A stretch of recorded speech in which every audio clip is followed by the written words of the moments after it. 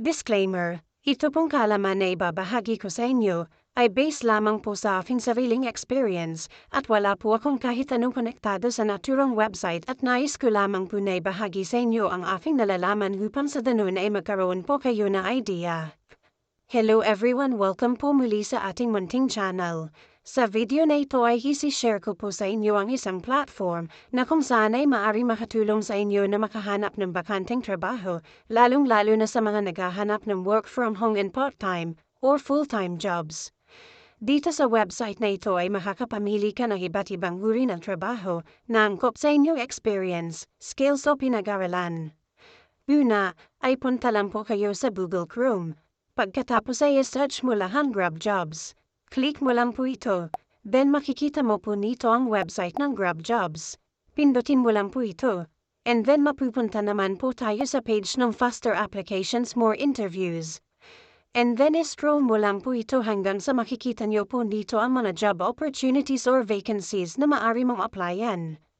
Nangunguna na po nito ang part-time jobs, temporary jobs, remote jobs, work from home jobs at iba pang pwede mong pagpilian. Sa kagaya ko nang hanap ay work from home jobs kaya ito ang pipiliin ko.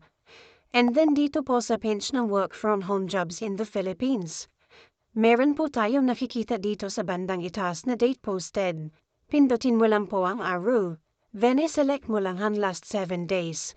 Then mapupunta ka naman po sa page kung saan ay makikita mo po dito ang mga work from home job vacancies na maaari mong applyan at angkop sa iyong experience at pinag-aralan. So for example, ang pipiliin mo po dito ay an executive virtual assistant which is also a work from home.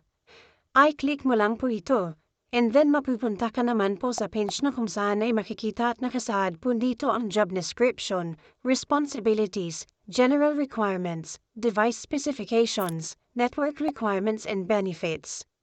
Ito po ay upang mabigyan po kayo na idea tungkol sa position na gusto nyo applyan. Pagkatapos nyo po itong basahin ay i-click mo lang po ang apply. Pagkapindot nyo po ng apply now ay mapupunta po kayo sa page na kung saan ay maaari na kayo mag-fill up ng inyong mga personal information at mag-submit na inyong application. And no need to log in and sign up. Just always click continue with Google. That's all for today's video. Sana po ay meron po kayong natutunan sa pamamagitan ng video na ito. At kung may mga katanungan and concern po kayo regarding this topic, i-comment nyo lamang po sa comment section sa ibaba po ng video na ito. Maraming salamat po sa panonood and God bless.